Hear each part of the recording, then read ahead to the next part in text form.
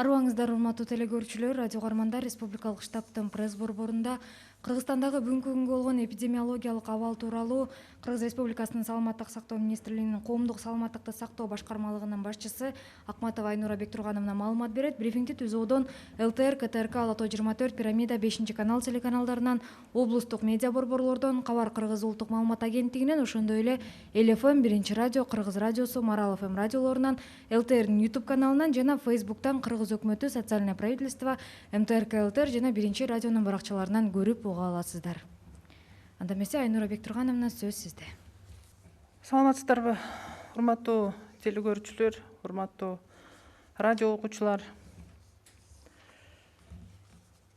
13 июль 2020 жылга карата COVID-19 илдети боюнча Кыргызстандагы статистикалык маалымат менен тааныштырып кетейин. Бир сутка ичинде жалпысынан 73 бейтап ооруканадан айыгып чыгарылды. Анын ичинен Бишкек шаарынан 55 бейтап, Ош шаарынан 5, Нарын облусунан 9, Баткен облусунан 4 бейтап айыгып чыкты. Кайталанып алынган анализдердин жыйынтыктары терс. Республика боюнча бир сутка ичинде ооруканадан тышкаркы пневмониядан айыгып чыккандардын саны 165 бейтап болду. Алар канааттандырарлык абалда ооруканалардан айыгып чыкты. Ал эми эпидемиологиялык процесстин башталган күнүнөн баштап бүгүнкү күнгө чейин COVID-19 илдетинен айыгып чыккан бейтаптардын саны 3460 бейтапты түздү. Алардын абалдары бүгүнкү күндө канааттандырарлык. 2020 жылдын 13 июлуна карата республика боюнча тастыкталган 488 COVID-19 инфекциясынын жаңы учуру катталды. Анын ичинде Бишкек шаарында 265, Ош шаарында 45, Чүй облусунда 37, Ысык Көл облусунда 15, Ош облусунда 26, Нарын облусунда 4, Баткен облусунда 43, Жалал Абад облусунда 51 жана Талас облусунда 2 учур катталды. Кыргызстанда тастыкталган COVID-19 инфекциясынын жалпы 11117 учуру катталды. Анын ичинде Бишкек шаарында 5106, Ош шаарында 1054, Баткен облусунда 334, Жалал Абад облусунда 642, Ысык Көл облусунда 337, Нарын облусунда 652, Ош облусунда 693, Чүй облусунда 1965, Талас облусунда 94 учур катталды. Соль-Илецк шаарынан келгендердин арасынан 119 учур катталган, Россия Федерациясынан келген курсанттардын ичинен 100 учур жана Кыргыз Республикасынын жарандарынын арасында Россия Федерациясынан келген 21 учур катталган. Бир сутка ичинде коронавирус жуктуруп алган медициналык кызматкерлердин саны 125 адамды түзгөн. Алардын ичинен Бишкек шаарынан 63, Ош шаарынан 16, Чүй облусунан 7, Ош облусунан 10, Жалал Абад облусунан 5, Баткен облусунан 13, Талас облусунан 2, Нарын облусунан 2, Ысык Көл облусунан 7. Жалпысынан республика боюнча COVID-19 диагнозу менен медициналык кызматкерлер арасында 1781 учур катталды. Алардын ичинен бир суткада 8 медициналык кызматкерлер ооруканалардан айыгып чыгарылды. Жалпысынан республика боюнча 560 медициналык кызматкер ооруканадан айыгып чыгарылды. Жалпы катталган 11117 учурдун ичинен 5801 аял адам жана 5316 эркек адам түздү. Ал эми жаңы катталган 488 учурдун ичинен 293 аял, 195 эркек. Республиканын ооруканаларында дарыланып жаткан COVID-19 илдетинен дарыланып жаткан бейтаптардын саны 668 түздү.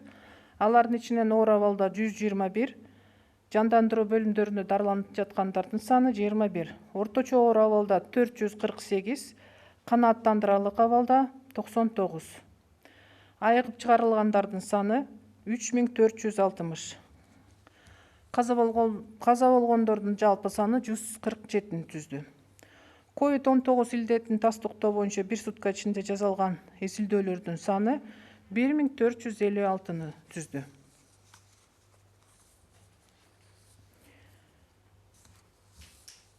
Добрый день, уважаемые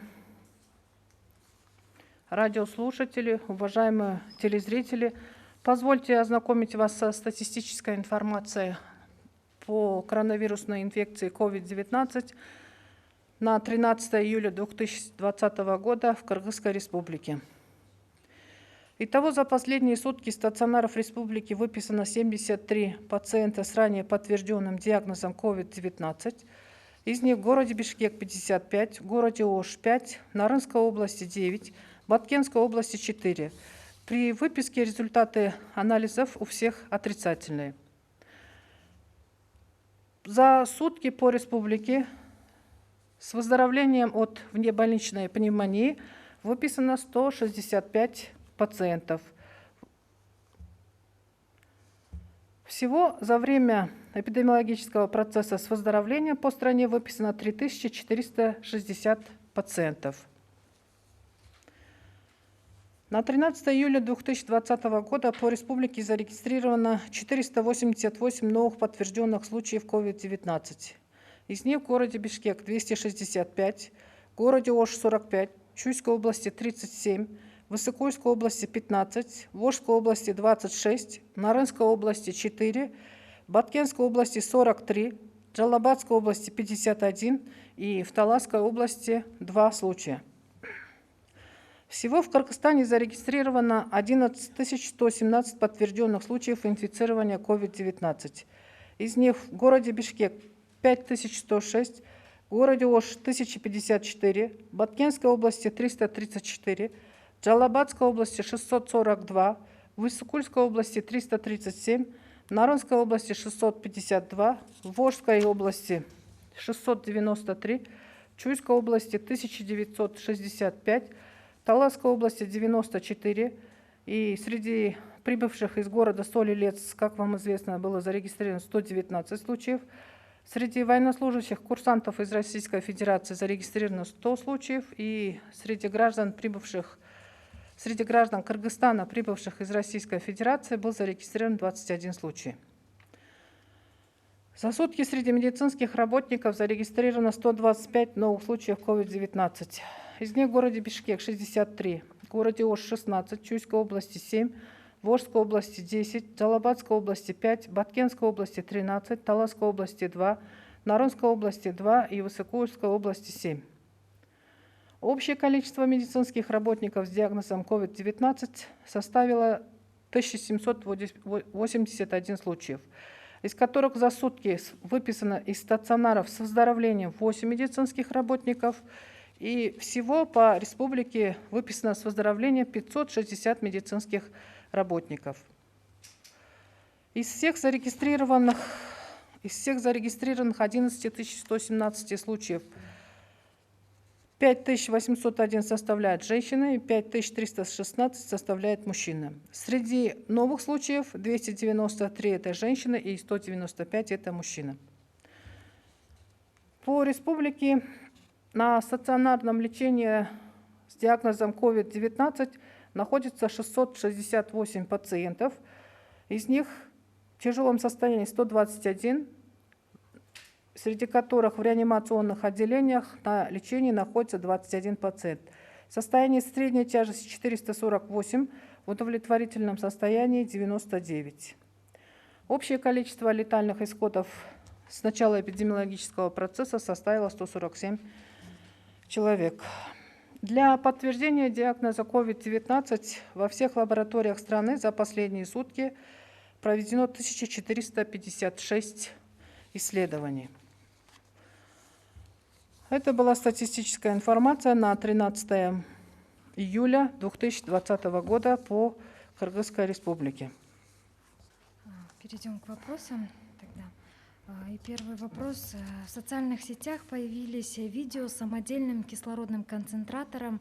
а также предлагают лечиться от коронавируса препаратами от гепатита С. Насколько это эффективно и безопасно? Да, действительно, сегодня наше население, наши пациенты для того, чтобы все-таки каким-то образом уберечься от коронавирусной инфекции, или же для того, чтобы вылечиться они, как они считают, от этой коронавирусной инфекции и от осложнений коронавирусной инфекции, чаще всего используют многие рецепты, которыми делятся по социальным сетям, через друг друга, через своих знакомых, теми рецептами, которые были выписаны тому или иному пациенту. К сожалению,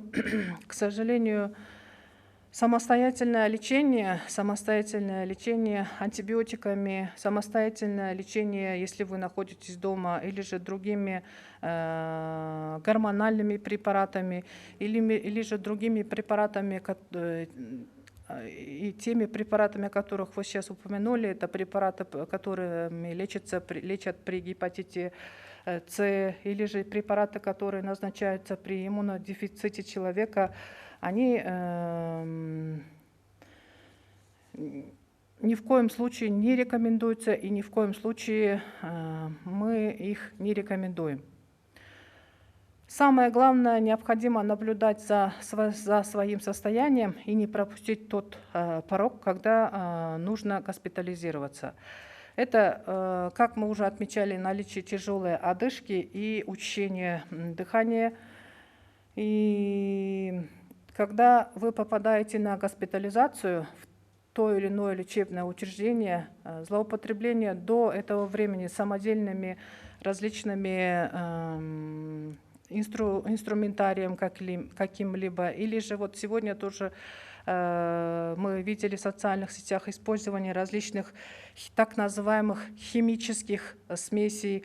Оно чревато тем, что при попадании на госпитализацию и начале необходимого лечения у человека могут возникнуть другие осложнения, которые, конечно, смогут угрожать жизни и здоровью пациента при проведении реанимационных мероприятий. Или же чаще всего мы слышим, что используются антибиотики 4-го поколения. Это тоже без проведения анализов на антибиотикочувствительность, без оценки состояния самого пациента, если у него есть какие-либо хронические заболевания, сердечно-сосудистые, скажем, или же заболевания, другие какие-либо заболевания, это чревато тем, что это может только усугубить состояние пациента и осложнить его лечение непосредственно в стационарах. Есть ли в планах отдать спецполиклинику для лечения людей с ковидом?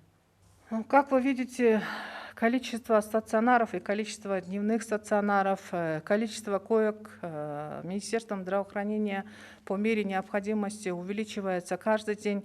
Для этого организуются стационары, временные стационары, не только на базе существующих наших лечебных учреждений первичного, вторичного и третичного уровня, но они организуются даже на базе стадионов, на базе наших отелей, на базе мечетей и медресе. И поэтому, конечно же, если будет необходимость,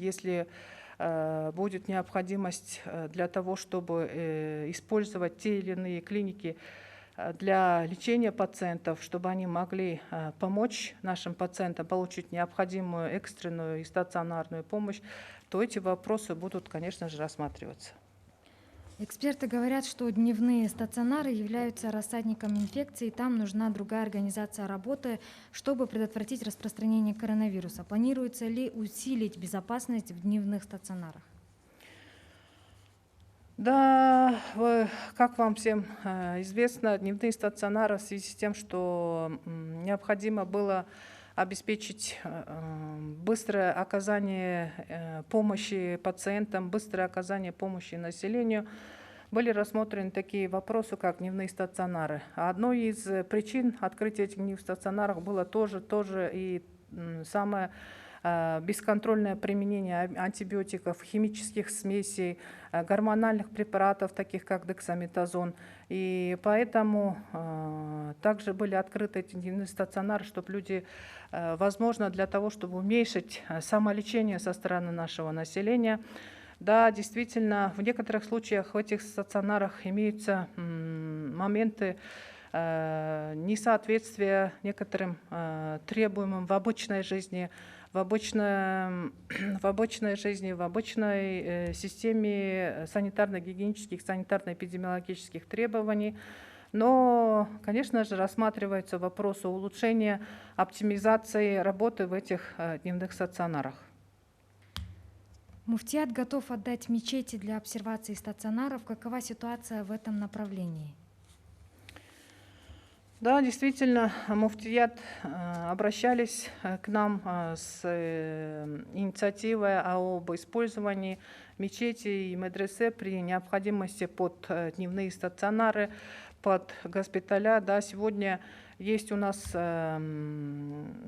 такой пример, что мы используем под стационар один из медресе. И, конечно же, мы не хотели бы, чтобы все-таки все существующие организации, в том числе отели, стадионы, школы, медресе и мечети, мы не хотели бы, чтобы они превратились в стационары или дневные стационары.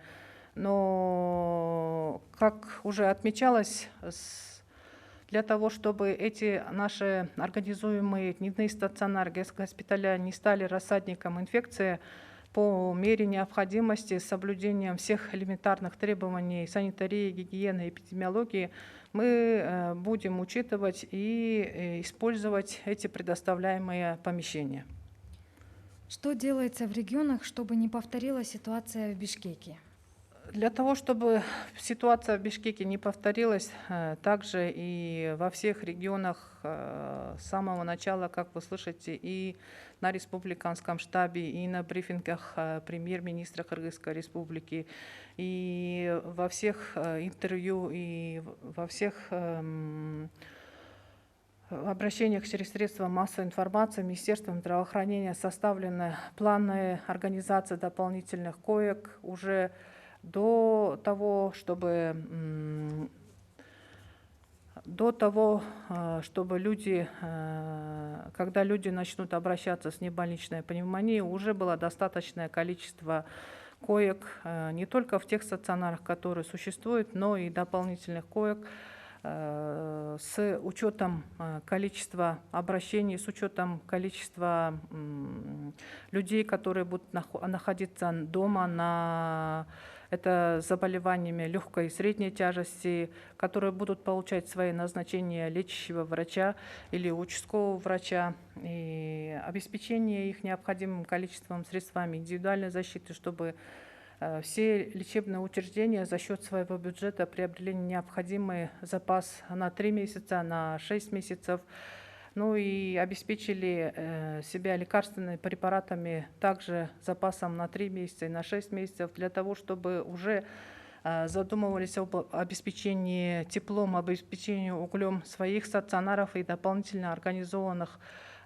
койках, обеспечения теплом. И, конечно же, задумались о том, что вот прошли уже конкурсы по распределению выпускников Кыргызской медицинской академии, выпускников ординатуры, для того, чтобы можно было привлечь и специалистов в свои регионы, потому что действительно там тоже отмечается нехватка медицинских кадров, для того, чтобы сейчас уже было начато переобучение специалистов других узких специальностей существующим сегодняшним клиническим протоколам по COVID-19 и по лечению внебольничной пневмонии. Проводится обучение по правильному использованию средств индивидуальной защиты.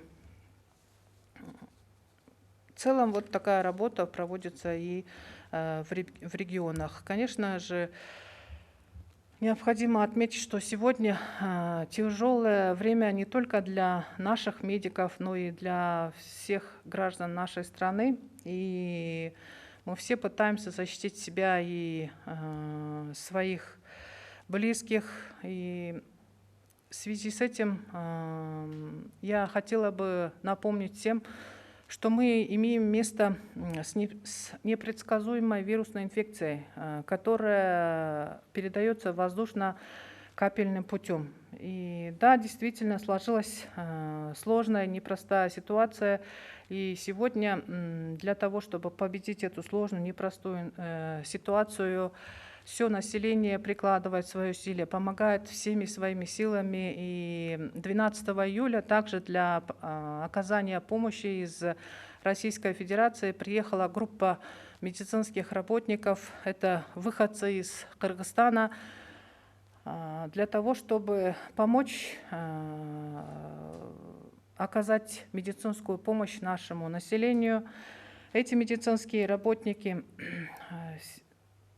приехали при поддержке представителей строительных компаний. Они были все дорожные расходы, эти строительные компании взяли на себя. И они были размещены в кыргызско-турецком общежитии. Сегодня, 13 июля, будет проводиться распределение этих медицинских работников по медицинским учреждениям. Конечно же, огромная благодарность нашим соотечественникам, которые находятся в России. 12 июля представители Министерства здравоохранения встретились с этими нашими медицинскими работниками. Огромная благодарность, несмотря на то, что сегодня нехватка медицинских работников, высокие показатели заболеваемости среди медицинских работников приводят к нехватке медицинских работников. И, конечно же, все те вопросы, о которых мы сегодня упоминали, это вопросы самолечения, вопросы использования антибиотиков, вопросы использования химических смесей, гормональных препаратов, препаратов от гепатита Б и С, они все только смогут осложнить ту непростую ситуацию, с которой мы с вами имеем сегодня дело. И я хотела бы всех нас призвать изменить наш образ жизни и осознать, что мы сегодня живем в новых реалиях, и мы все должны взять ответственность в свои руки, ответственность за свою жизнь и жизнь своих близких. Ну и как бы банально, и как бы просто в очередной раз не звучало бы это, но сегодня в сложившейся ситуации мы должны соблюдать обычные простые вещи. Это обычная маска, которая защитит нас от дальнейшего распространения вируса, которая сможет порвать цепочку заражения.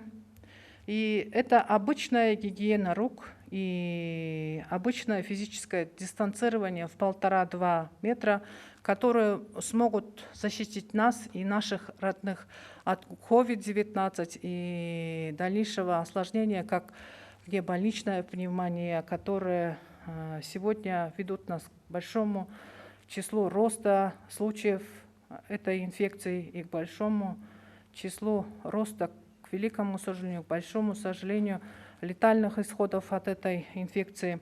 И поэтому я хотела бы призвать наше население, что эти 3 вещи, о которых я сказала выше, это ношение маски, гигиена рук и физическое дистанцирование, должны стать на сегодня неотъемлемой частью нашей жизни. Еще раз хочу повториться, что пренебрежение этими простыми правилами приводит к плачевным результатам, свидетелями которых сегодня мы становимся. И поэтому давайте сегодня не будем идти на поводу этого коварного и нового вируса COVID-19. Спасибо. И следующий вопрос. Почему резко увеличилось количество заболевших медиков и сколько летальных исходов от коронавируса среди медицинских работников зафиксировано на сегодня? Среди медицинских работников на сегодня зарегистрировано в общем 5 случаев летальных исходов. Это 4 врача и один медицинский работник. Да, количество медицинских работников, заразившихся COVID-19 и тех, у которых есть осложнения внебольничной пневмонии, на сегодня увеличивается, потому что действительно медики работают круглосуточно, днем и ночью. А как мы с вами отмечали, основное это поддержание иммунитета, это состояние иммунитета человека. И при наличии сопутствующих заболеваний он быстро осложняется и человек быстро заболевает. И поэтому медицинские работники тоже это люди, которые работают, принимая наших пациентов, принимая наше население днем и ночью. И это тоже становится одной из причин снижения иммунитета у медицинских работников и приводит к заболеванию медицинских работников тоже.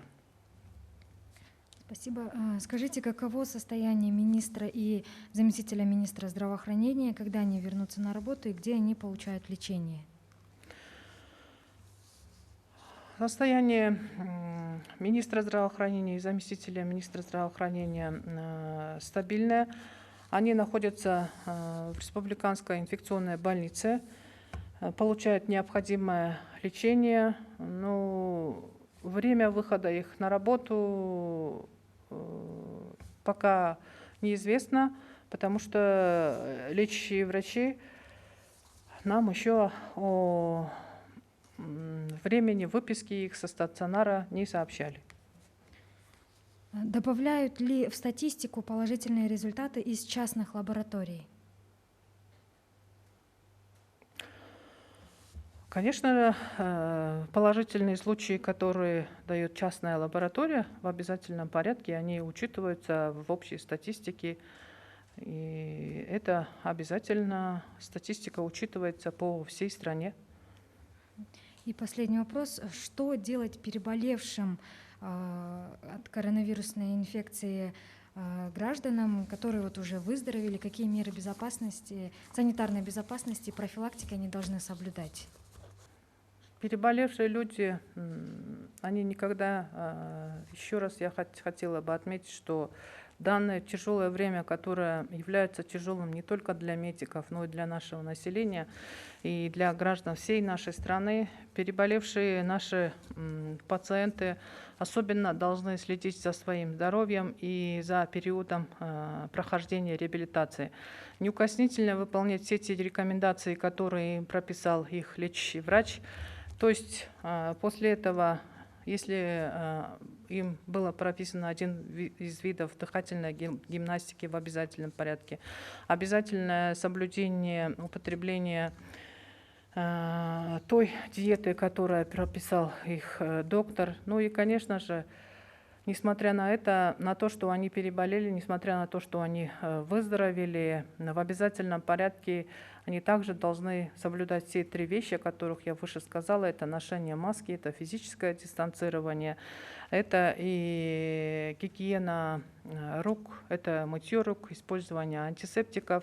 И своим примером я хотела бы призвать всех наших выписавшихся пациентов и своим примером выполнения этих простых правил и рассказывая своим соотечественным гражданам, соседям, друзьям о том, что все-таки это заболевание есть и оно очень тяжело протекает, они могли бы помочь нам в прерывании цепочки COVID-19 и дальнейшего распространения в нашей стране. Спасибо. Уважаемые телезрители, радиослушатели, на этом мы завершаем брифинг в пресс-центре Республиканского штаба. Текущей эпидемиологической ситуации по Кыргызстану вас проинформировала начальник управления общественного здравоохранения Министерства здравоохранения Кыргызской Республики Ахматова Айнура Бектургановна. А прямой эфир брифинга вы могли посмотреть и услышать на телеканалах ЛТР, КТРК, Лото-24, Пирамида, 5 канал, через областные медиацентры, Кыргызское национальное информационное агентство Хабар, а также на радиостанциях ЛФМ, Биринчи радио, Кыргыз радиосу, Марал ФМ, на YouTube-канале ЛТР и в Фейсбуке на страницах Кыргыз Өкмөтү, социальное правительство, НТРК ЛТР и Биринчи радио. Спасибо за внимание.